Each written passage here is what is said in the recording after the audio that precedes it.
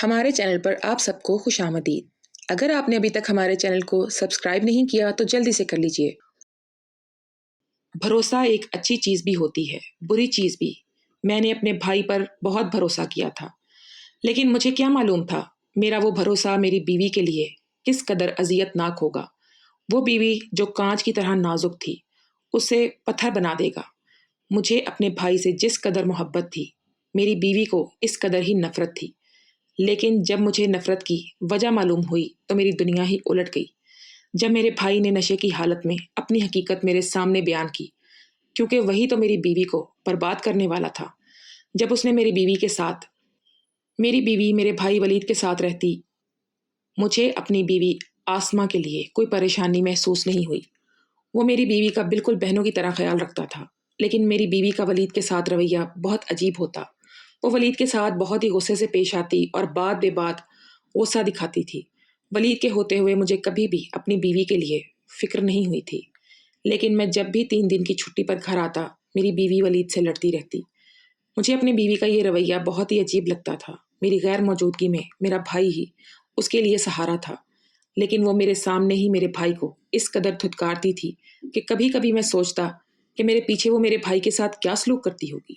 میرے لیے میرا چھوٹا بھائی ہی سب کچھ تھا، کیونکہ ماں باپ کے مرنے کے بعد میں نے ہی اسے ماں باپ بن کر پالا تھا، اور ہمارے بہتر مستقبل کے لیے میں شہر روانہ ہو گیا تھا۔ ولید نے تعلیم تو حاصل نہ کی تھی، لیکن وہ گاؤں میں رہ کر ہی پرچون کی دکان چلا رہا تھا، جو ہمارے گھر کے باہر والے حصے میں ہی تھی۔ آج بھی جب میں گھر پہنچا تو مجھے دیکھتے ہی میری بیوی نے ولید کو برا بھلا کہنا شروع کر دیا۔ جو اس کے دل میں آتا وہ بولے جا رہی تھی۔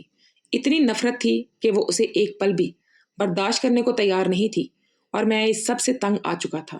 آسمہ اپنے دل کی بھڑاس نکال کر کمرے میں چلی گئی تو میں ولید کے پاس ہی بیٹھ گیا۔ میرا سر شرم سے جھکا ہوا تھا۔ ولید کہنے لگا، بھائی آپ پریشان نہ ہو، بھابھی سے میری ذمہ داری نہیں اٹھائی جاتی، اسی لیے میں الگ گھر لینے کا سوچ رہا ہوں۔ ولید کی بات سن کر میں نے اسے صفائی سے انکار کر دیا۔ میں نہیں چاہتا تھا کہ میرا چھوٹا بھائی بالکل لاوارث ہو جائے، اور اگر ولید الگ ہو جاتا تو آسمہ کے لیے بھی اکیلے گھر میں رہنا آسان نہیں تھا، کیونکہ گاؤں کے حالات کچھ خاص اچھے نہیں تھے۔ آئے دن ہی چودھری کے آدمی کسی نہ کسی کو پریشان کرتے رہتے تھے۔ میں جانتا تھا کہ آسمہ یہ سب کچھ اس لیے کر رہی ہے تاکہ میں اسے اپنے ساتھ شہر لے جاؤں اور وہ ولید کی ذمہ داری سے بھی آزاد ہو جائے۔ اس لیے مجھے دیکھتے ہی وہ ولید کے ساتھ اس قدر بگڑ جاتی کہ مجھے غصہ آنے لگتا۔ ولید سے بات کرنے کے بعد میں کمرے میں داخل ہوا تو آسمہ خاموشی سے بستر پر بیٹھی ہوئی تھی۔ مجھے دیکھ کر وہ کسی بھی طرح کی گرم جوشی کا اظہار نہیں کرتی تھی۔ اسے تو شاید میرے آنے کی بھی خوشی نہیں ہوتی تھی۔ میں نے ایک سرد آہ بھری اور آسمہ کے پاس بیٹھ گیا۔ میں نے ایک دفعہ پھر اسے پیار سے سمجھانے کی کوشش کی کہ وہ ولید کے ساتھ اپنا لہجہ ٹھیک کر لے، کیونکہ میں اسے اپنے ساتھ کسی طرح بھی شہر نہیں لے جا سکتا۔ شہر میں بہت زیادہ مہنگائی ہے، اور اگر وہ میرے ساتھ چلی گئی تو ولید یہاں اکیلا ہو جائے گا۔ آسمہ نے ایک سرد نگاہ مجھ پر ڈالی اور کوئی جواب دیے بنا ہی گھر کے کاموں میں مصروف ہو گئی۔ اب تو میرا گاؤں آنے کا بھی دل نہیں کرتا تھا، کیونکہ میری بیوی کو مجھ سے کوئی لگاؤ نہیں رہا تھا۔ اسے تو شاید شہری زندگی کے مزے چاہیے تھے، جبکہ شہر کی زندگی بہت ہی مشکل۔ رات کے کھانے پر بھی آسمہ نے بہت ہی بری طرح سے ولید کے آگے کھانا رکھا تو میں اپنے غصے پر قابو نہ رکھ پایا، اور میں نے اس کے چہرے پر ایک زوردار تھپڑ رسید کر دیا، جسے کھانے کے بعد وہ اپنے کمرے میں بند ہو گئی۔ آج تک میں نے کبھی آسمہ سے تیز آواز میں بات تک نہیں کی تھی۔ یہ پہلی دفعہ تھا جب میں نے اس پر ہاتھ اٹھایا۔ ولید مجھ پر غصہ ہونے لگا کہ بھائی آپ کیوں بھابھی پر غصہ کرتے ہیں؟ وہ معصوم ہیں، آپ کے بغیر رہنا نہیں چاہتی، انہیں آپ کی ضرورت ہے، اگر آپ کے لیے ممکن ہے تو انہیں اپنے ساتھ ہی لے جائیں۔ ولید کے اس قدر نم رویے پر میں حیران تھا کہ کس طرح وہ میری خاطر میری بیوی کی ہر بدتمیزی کو برداشت کر رہا تھا۔ میں نے ولید سے کہا کہ تم اچھی طرح جانتے ہو کہ میں کمپنی کی طرف سے دیے گئے ایک چھوٹے سے کوارٹر میں رہتا ہوں، جہاں میرے ساتھ اور بھی بہت سے لڑکے رہتے ہیں۔ میں تمہاری بھابھی کو لے جا کر کہاں رکھوں گا؟ ولید کہنے لگا کہ آپ کی بات ٹھیک ہے، لیکن اس طرح آپ ان پر غصہ کریں گے تو وہ گھر چھوڑ کر ہی چلی جائیں گی۔ سارے گاؤں میں ہماری بدنامی ہوگی، اور لوگ تو مرد کو ہی برا سمجھتے ہیں، عورت کو تو ہمیشہ مظلوم ہی سمجھا جاتا ہے، وہ تو مظلوم بن جاتی ہے۔ شفیق ٹھیک ہی کہہ رہا تھا، مجھے اپنی بیوی پر ہاتھ نہیں اٹھانا چاہیے تھا۔ وہ واقعی میرے بغیر تنہا زندگی گزار رہی تھی، اور ہو سکتا ہے اس کے لیے کچھ چڑچڑی بھی ہو گئی ہو۔ میں نے آسمہ سے معافی مانگ لی تھی۔ وہ بہت بری طرح سے رو رہی تھی اور اپنے گھر جانے کی ضد کر رہی تھی۔ آسمہ کا گھر دوسرے گاؤں میں تھا، اور وہاں جانے کے لیے اسے میری یا ولید کی ضرورت پڑتی تھی۔ میں نے آسمہ کے آگے ہاتھ جوڑ دیے کہ میں صرف 2 دن کے لیے ہی آتا ہوں، تو مجھے چھوڑ کر جانے کی بات نہ کرو۔ وہ روتے ہوئے کہنے لگی، اگر ایسی بات ہے تو پھر مجھے اپنے ساتھ لے کر چلو، میں یہاں نہیں رہنا چاہتی۔ آسما کی آنکھوں میں آنسو دیکھ کر میرا دل موم ہونے لگا تھا۔ میں نے اسے اپنی پسند کی شادی کی تھی، وہ دوسرے گاؤں سے تعلق رکھتی تھی۔ اس گاؤں میں میری پھپھو رہتی تھی اور میں ایک دن پھپھو کے گھر گیا تھا جب ہی میں نے آسما کو پہلی بار دیکھا تھا۔ پھر پھپھو کے ذریعے ہی میرا رشتہ آسما کے ساتھ ہو گیا تھا۔ وہ بہت ہی خوبصورت اور معصوم سی 18 سال کی ایک لڑکی تھی جسے دیکھ کر میں اپنے جذبات پر قابو نہیں رکھ سکا تھا۔ ہماری شادی کے شروع کے دن بہت ہی حسین تھے۔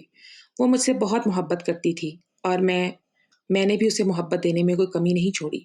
میں شادی میں 1 مہینے کی چھٹیاں لے کر گاؤں آیا تھا اور جب وہ چھٹیاں ختم ہو گئیں اور میں ہفتے بعد واپس جانے لگا، اس کے بعد آسما کا مزاج بدلتا ہی چلا گیا۔ میں جب 2 دن کے لیے گاؤں آتا تو آسما کا رویہ بہت ہی خراب ہوتا۔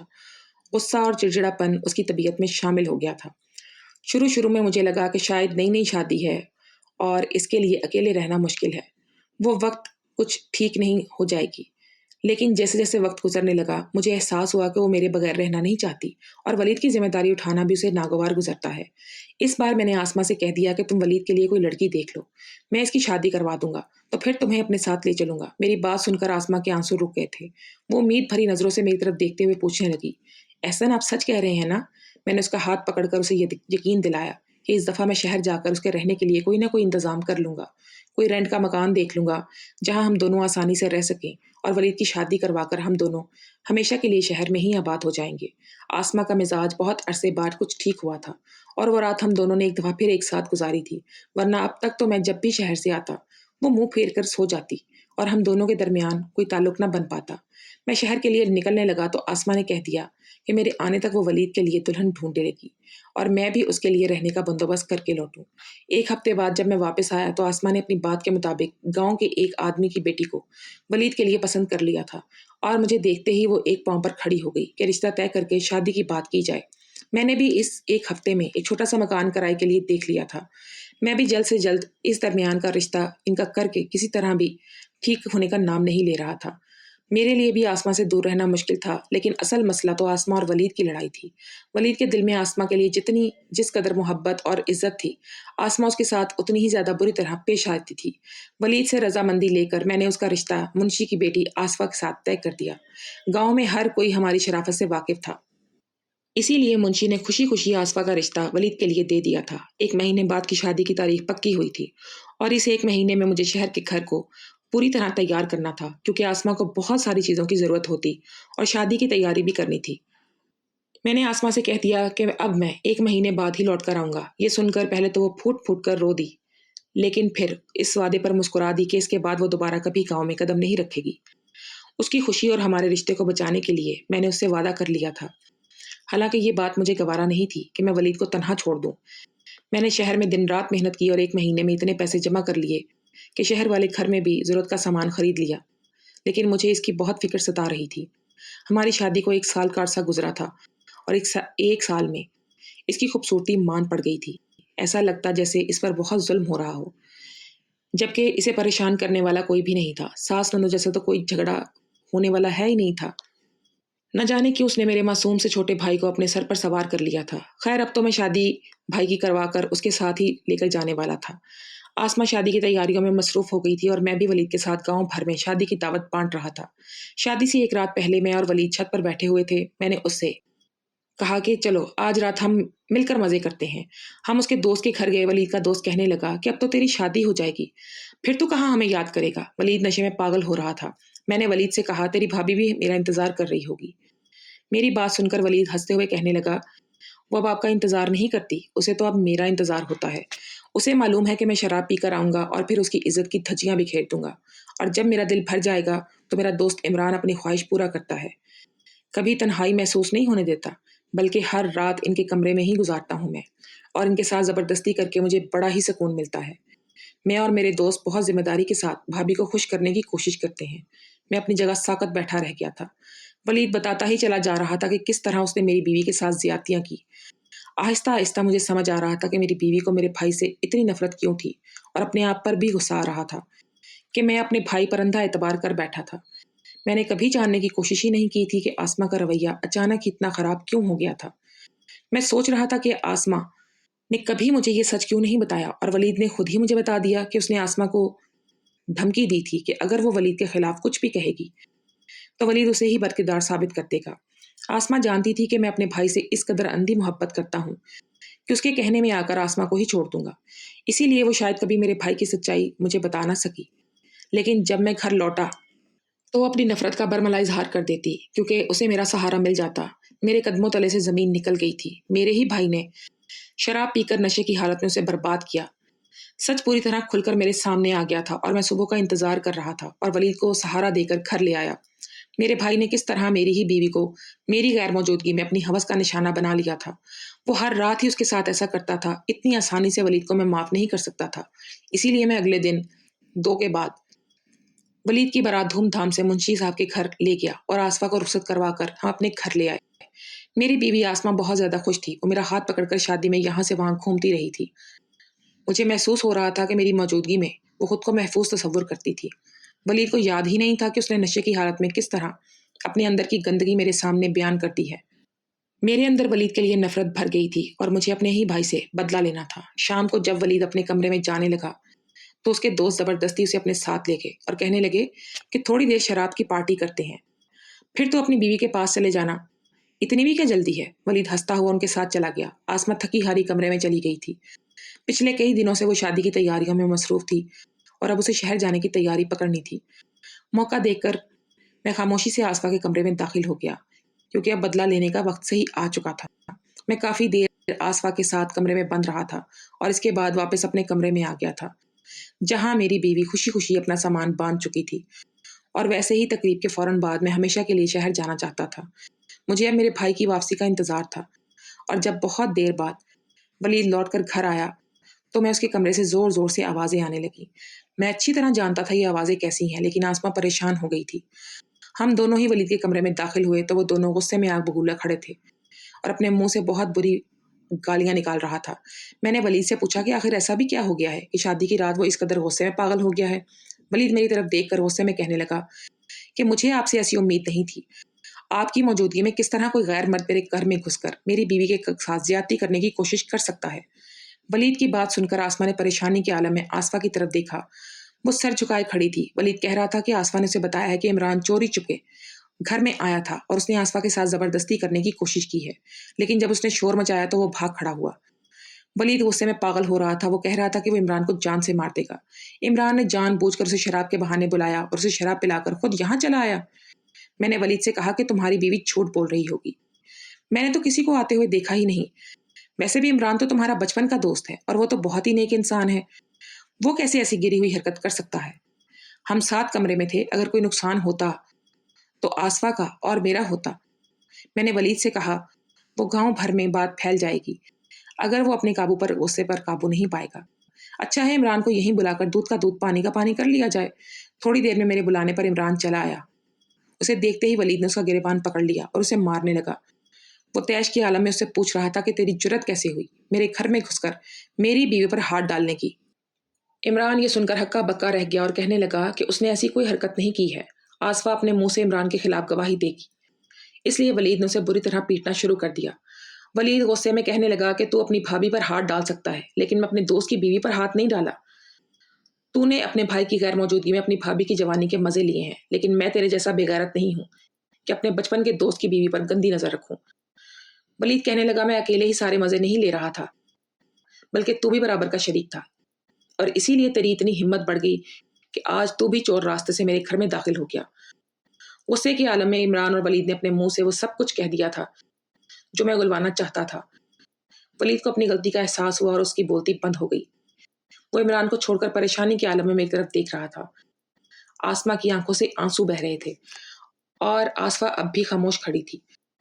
میری نظر ولید کے چہرے پر جمی ہوئی تھی۔ کس قدر بھروسہ تھا مجھے اپنے بھائی پر کہ میری غیر موجودگی میں وہ میری بیوی کا خیال رکھے گا، اسے بہن سمجھے گا، لیکن میرے بھائی نے میرے بھروسے کو کرچی کرچی کر دیا تھا اور اپنے ہاتھوں سے بھروسے کو کرچی کرچی کر کے میری عزت کو رون دیا تھا۔